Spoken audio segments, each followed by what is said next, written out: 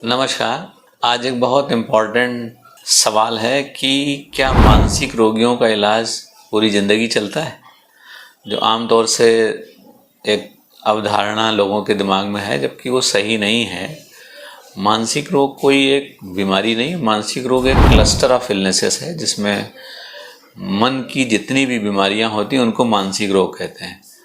अब मन की बीमारियों में डिप्रेशन भी है, एंजाइटी भी है, फोबिया भी है, पैनिक भी है, सिजोफ्रेनिया भी है, ऑब्सेशन भी है, एडिक्शंस भी हैं, बिहेवियरल प्रॉब्लम्स भी हैं। ऐसी तमाम बीमारियां हैं जिनका इलाज अलग अलग ड्यूरेशन का होता है। और इनके पीछे जैसे एग्जाम्पल है, जैसे सबसे कॉमन बीमारी है डिप्रेशन की। अगर उसके इलाज के ड्यूरेशन की बात करेंगे तो इलाज हमेशा, जो मानसिक रोग होते हैं, कोई भी व्यवहारिक समस्या होती है, वैचारिक समस्या होती है, वो थोड़ा सा टाइम लेती है। तो डिप्रेशन का इलाज WHO के गाइडलाइन के हिसाब से उसकी रिकवरी होने के कम से कम 9 महीने से 2 साल तक दिया जाता है, अगर उसको ज़िंदगी में पहली बार बीमारी हुई है।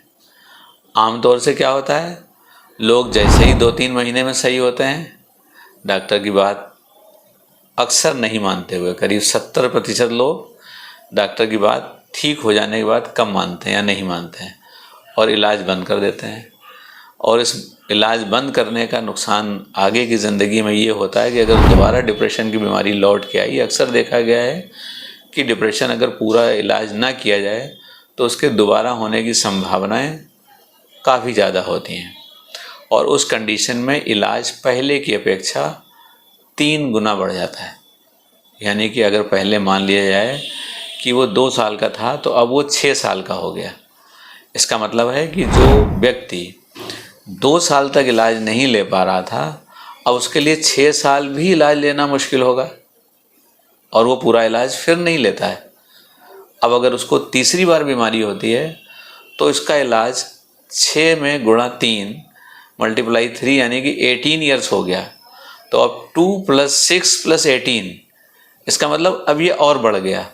तो इस तरह देखा जाए कि जब डॉक्टर से, किसी स्पेशलिस्ट से, मनोचिकित्सक से आपका इलाज हो रहा है, तो आप उससे पूछें कि मेरा इलाज कितने दिन चलेगा। और उसके पूछने में और जितने दिन वो कह रहा है तो पूरे दिन लिया जाए। उसके फ़ायदे कई हैं। नंबर एक तो आपकी जो नेक्स्ट लाइफ है वो हैप्पीनेस में कन्वर्ट हो रही है, तो आप पूरी ज़िंदगी खुशहाल रहेंगे। नंबर 2 बात, पहली बार का इलाज आमतौर से कम दिनों का होता है, तो आप कम दिनों में अपना इलाज कंप्लीट कर लेंगे। और इलाज में जितने आप ठीक होते जा रहे होते हैं, उतनी दवाइयों की संख्या भी आपके साथ कम होती जा रही होती है। तो इन 3 तरीक़ों से आपको फ़ायदा होता है। नंबर 2 बात, अगर आप इलाज सही से नहीं ले रहे होते हैं तो बीमारी आपको मालूम हो गई कि हमको डिप्रेशन है, और जब अगली बार भी होगी तब भी आपको आइडिया हो जाएगा कि मुझको डिप्रेशन हो रहा है, लेकिन तब तक चीज़ें बदल चुकी होंगी। आपका इलाज पहले से 3 गुना लंबा हो चुका होगा। जो मुश्किलें भी आज के महंगाई के दौर में आती हैं, क्योंकि आप अगर सही से काम नहीं कर रहे होंगे तो काम के भी जाने का खतरा होगा, क्योंकि डिप्रेशन में आमतौर से आदमी का काम में मन नहीं लगता है, प्रोडक्टिविटी कम हो जाती है। तो उस कंडीशन में आपके लिए और मुश्किलें पैदा होती हैं। तो मेरा तो हमेशा ये समझाना है कि आप जिस डॉक्टर से अपना इलाज ले रहे हैं, जिस भी मनोचिकित्सक से ले रहे हैं, तो उससे ये भी पूछें कि मुझको बीमारी क्या है और मेरा इलाज कितने दिन तक चलेगा, जिससे मैं पूरा इलाज ले सकूं। ये तो हो गई डिप्रेशन की बात।